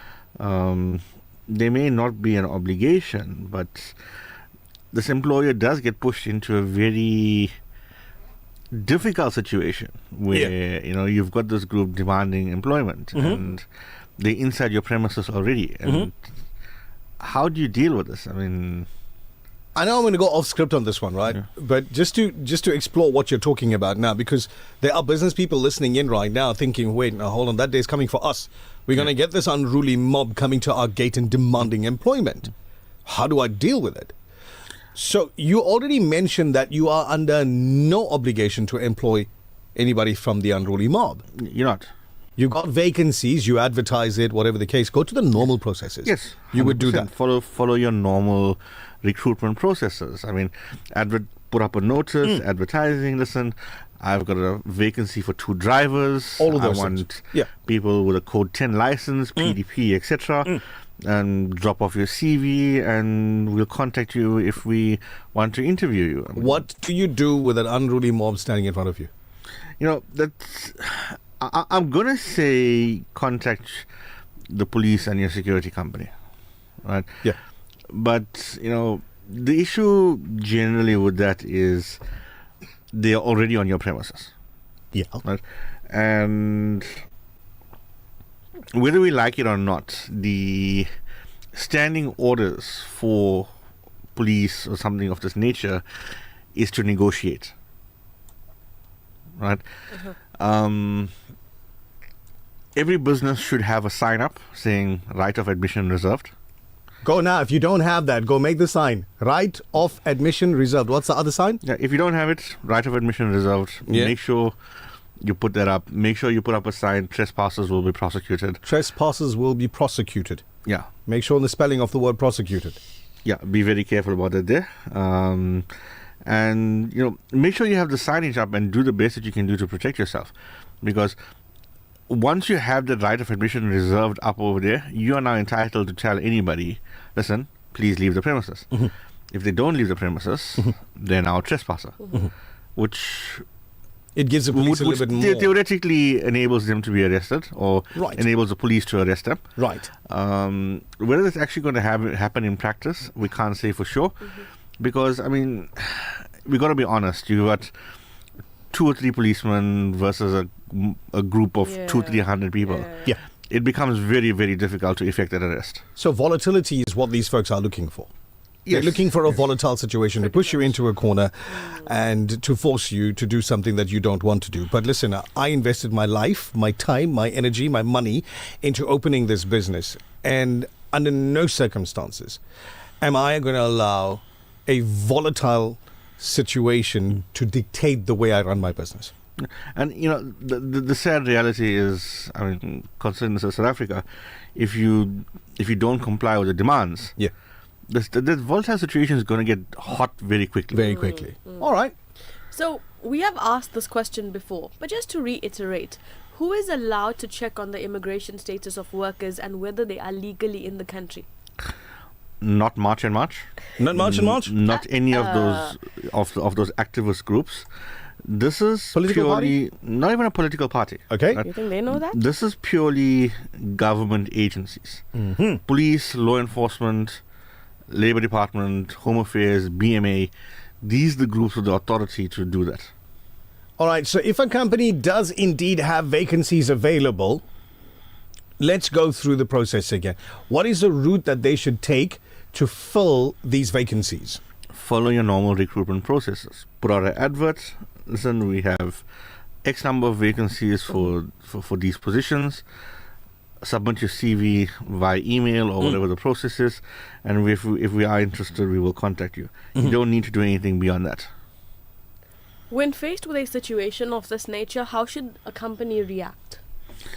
Well, like I said, contact your police, contact your security company. Yeah. There's not much more you can do about that because it's an immediate and ongoing. It becomes very difficult to run off to court to get a court interdict. Yeah. Just do the best you can do and secure your property the best you can secure your property. We can't really tell you anything beyond that. I know we're talking about businesses, right? But I saw this video on social media where a lady was standing in her front yard and there was a mob coming up the driveway. Right. That's a private residence. Correct. What do you do then? Because now they're coming in looking for your gardener. They're coming looking if you've got a tenant that shouldn't be in the country. But it's your private residence. Yeah, they have those signs up and they must leave. If they don't leave, they're trespassers. Okay. Plain and simple. So right of admission reserved for a business. Correct. Trespassers will be prosecuted for a business and for private property. In fact, I would say put it up in both. Right of admission reserved and trespassers will be prosecuted. Okay. Whether it's a house, whether it's a business, put it up. I don't have that big a wall outside. Can I only do it in one of the official languages? Yes, you can, because we have 11 official languages. 12. 12. Unfortunately, we can't put up my favorite sign. You know what I'm talking about. Hamba. Or Abaham. Anyway, no, I'm kidding, I'm joking. Last question for this morning. June 30 is around the corner. Realistically, what should businesses do? All that can be advised is take your necessary precautions. Remember, this June 30th is not a government thing. It's not an official thing. It's this group of activists who have put a date and said, by this date, all foreigners must be out of the country. Whether this person works as a gardener, whether this person is a professor at a university, they want everybody gone. Whether this person fills some critical skills shortage, they don't really care. They want everybody gone. So just do your best to protect yourself and your homes and your property. Not much else we can say beyond that until it actually happens. Yeah. And then we know what we're dealing with. Unfortunately, that is the reality of the situation at the moment. Although if there's a business person who's been listening to the conversation and feels they have one or two more questions to pose to you, how would they get a hold of you? You can drop me an email. Email address is altaaf@raooflaw.co.za. I'll give it again. altaaf@raooflaw.co.za. Depending how busy I am, might take a day or two to drop you a response, but I will respond to you. As always, informative. Thank you very much, Altaf Raouf. Have a interesting day at court. I see you're wearing your court shirt again today. It's going to be one of those long Tuesdays. One of those, yes. Assalamu alaikum. Walaikum salam. Nazmeera Cassim, it is 5 minutes to 8. Your Salah times on the 7th day of Muharram, 1448. You have... Sorry, I needed to find it. I apologize. It just vanished. Okay, let's try again. Zohar, 3 minutes past 11. Asr, 29 minutes past 3 this afternoon. Maghrib, 8 minutes past 5 this evening. That's your iftar time as well. And Isha, 31 minutes past 6, inshallah. Have a lovely Tuesday. Be the best version of you. With 4 minutes and counting to 8 this morning, as I always say, you are the biggest and best part of the show. So thank you very much to all of you that listen in on radio, on stream, whether you're watching on Facebook or YouTube, interacting with the program via the various different means. You are the biggest part of the show. So thank you very much for being there for us. Do good. Be good. Till the next time. Brought to you courtesy of the Woolerton Group, at the forefront of innovation and one of the leading competitors in the South African FMCG market. For over 5 decades, Sunfoil has nurtured a legacy rooted from our land. From a sunflower seed grown with goodness and love, crafted through excellence, precision, and care. Proudly South African and the only 100%